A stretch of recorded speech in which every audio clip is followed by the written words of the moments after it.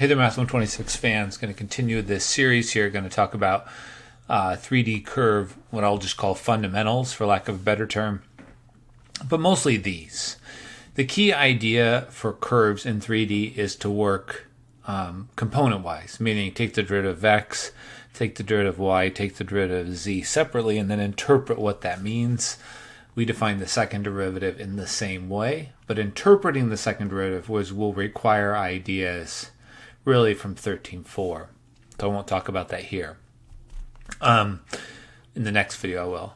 We do define the integral to be the component-wise integral. Again, that will make more sense in section 13.4. But the things I wanted to talk about are a few things. So first off, when you have a curve and you take the derivative component-wise, 2t, 3, negative 4t, we think of this as the location or the position, and this is the direction or tangent vector. What we mean by that is if you draw this vector with its tail on this point, it will be in the direction of the tangent. From that, you can find the equation of the tangent line. I'll show you some visuals in a second, but this should be a really straightforward question when someone says find the tangent line at a given point. And I would probably use something different than t so I don't get confused, some other parameter. But you need to do two things. First, and this often confuses students, is they did not tell me what t was. They told me what x was and y was and z was. And I know that x is t squared and y is 3t plus 6 and z is negative 2t squared. And you have to get used to the fact that this t is a go-between. So if somebody tells you this is 4 and this is 12 and this is negative 8, before you can start the problem, you need to find the corresponding time. Excuse me, that would be the time that works in all three. So in this one, there's 2 times. In this one, there's only 1 time that works. Let's see, subtract 6. You get 6, this has to be 2. And this one, so 2 is the only one that works in all 3. So what you're trying to do is figure out the location at 2, but they already told you that. It's 4, 12, negative 8. And you're trying to find the direction at 2. So you plug that in here, and you get 4, 3, negative 8. Done. It's that fast.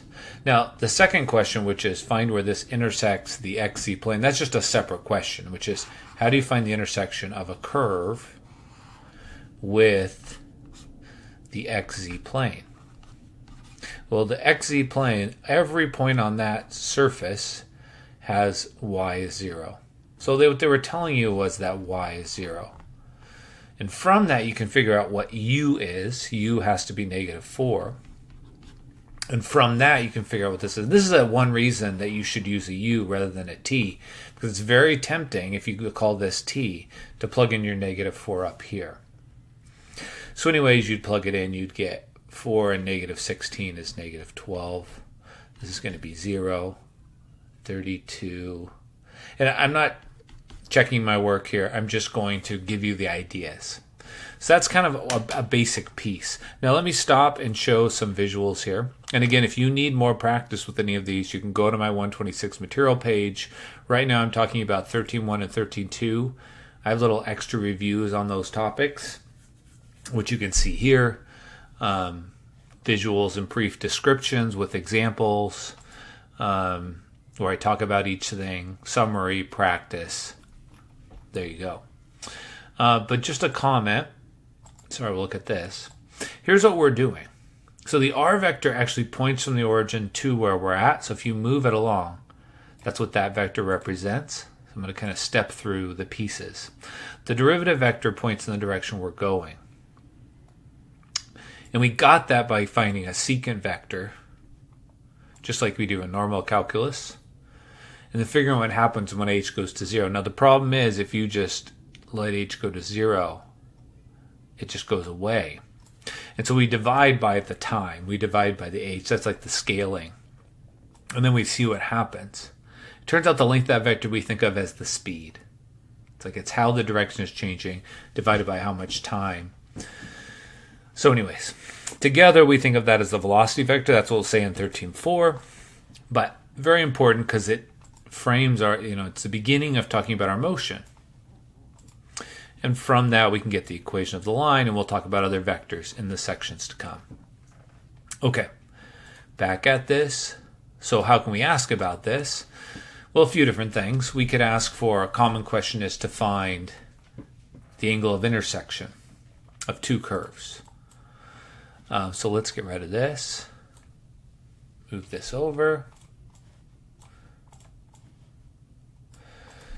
So the angle of intersection should make you think, all right, it's the angle between two vectors. And we have this fact. So in the end, this is what you're going to use whenever you're trying to find an angle, but you got to figure out the two vectors in question. This is from some other instructor's exam. And what they give you is a curve, and they give you another curve, but it's actually just a line. They give it to you in a kind of unusual form. The way we think about this is, here's how you write it parametrically. We call that the symmetric form when you write it this way. But basically we're saying assume all three of those are t. And the way I would typically write the equation of a line, this would be t, y would be 2 plus t, and z would be 1/3 t. So don't let the symmetric form fool you. That's one of my curves. Now, the moment I wrote that, and this might be why the instructor wrote it this way, we really probably shouldn't use t, because t is already in use. So we're going to do u, we're going to do u, we're going to do u. So what the question was asking is, what is the angle of intersection of these two things? And it gave an added hint, which is that they intersect at 0, 2, 0, 0, 2, 0. And so before we can start, same thing, we need to know what they are. This would be when u is 0. And when t is, what do we get? Oh, t is also 0. It's unusual that they're the same. But a common mistake students will make is they'll just find the angle between, they'll plug in this to each, and they'll find the angle between this vector and this vector. Those are the positions. That's not what this is asking. So let me show you some visuals. So here's an example from one of my old exams. Here's two curves that intersect. If you do the angle between, get rid of this, get rid of this. If you do the angle between their locations, it's like you're doing the angle between that vector and itself, which is always going to be 0. That's not what we want. We want the angle between their directions. Those are the tangent vectors. And that's really the point of this question, is to see if you understand that. So as you move, forward or backward in time, those are the tangent vectors. And so we're trying to find the angle between those two vectors at the moment when they meet. That's what this is about. So you got to first find the moment they meet. And in the case of the problem we're doing, that's pretty quick. And then you have to find the tangent vectors there and find the angle between the tangent vectors. That's what it's asking. That's the angle of intersection. So the real point of these questions is just to test that understanding of what these things represent. But in the end, here's what you need. This is going to be the derivative of one of them. This is going to be the derivative of the other. So let's do the derivative of the first curve. And that's going to require, remember, some derivative skills. So it's the product rule. Derivative of the first times the second plus the first times the derivative of the second. Okay, done. 2t. Derivative of the first times the second. And then this would be t sine of t.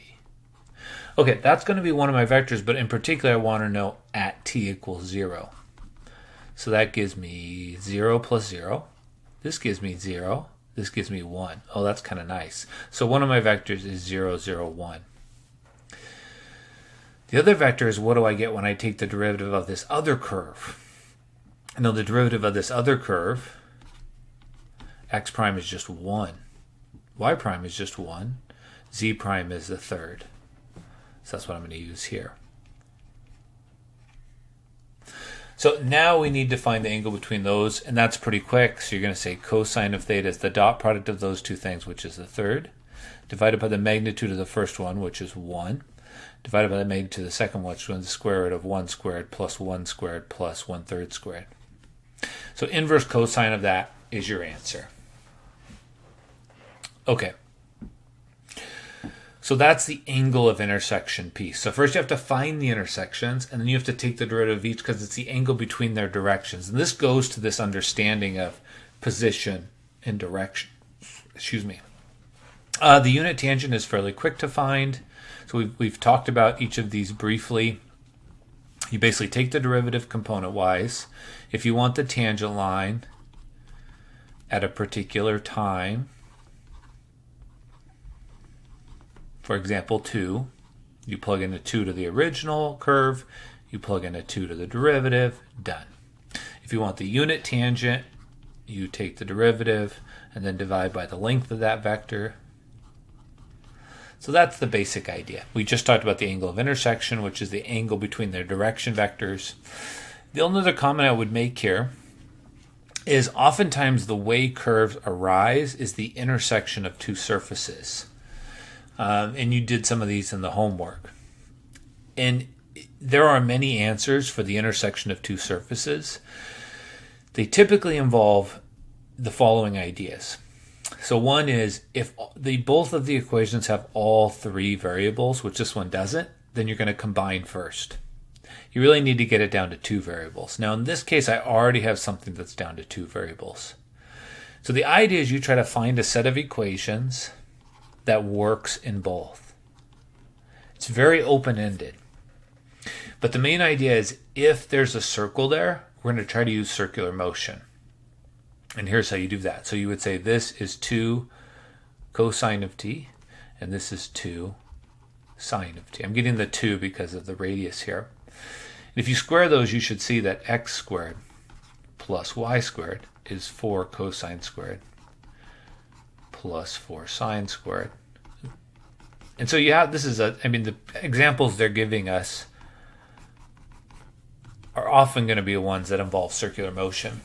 But then once you have those, you still need to know what y is, but that part's not so bad. You just plug it in. So here you would get 4 cosine squared of t minus y plus 3 times 2, so 6 sine of t equals 7, and then you solve for y. So y would be 4 cosine squared of t plus 6 sine of t minus 7. And if you graph this, it will be on both of those. Now, a simpler example, which I'm going to show you a visual of, which comes from Math 224, is the intersection of this cylinder, which is x squared plus y squared is 1, which we know we can parameterize with x equals cosine and y equals sine, and this plane. And the plane is z equals 5 minus x. And that's going to be this little elliptical thing there, which you go, oh, that's going to be really hard to describe. What if I wanted the length of that? What if I wanted to travel around that? It's actually really simple. If you know how to parameterize motion around the circle, you then just replace x with whatever it was, which was cosine. So cosine of t, sine of t, 5 minus cosine of t is motion along there. Now I can get rid of the other surfaces, and I can see that intersection. And all I had to do was know this idea of parameterizing a circle. And then we can even animate it and study it. So the idea of the freedom to find a curve to describe something is very important. This is often a way a curve arises, is you get to decide how to parameterize it to describe something that's going on. Okay, I think I'll stop at that because the next piece is, okay, once we have a curve and can find the tangents, what are other measurements what we might want to do? And that's the other thing you've been doing in chapter 13.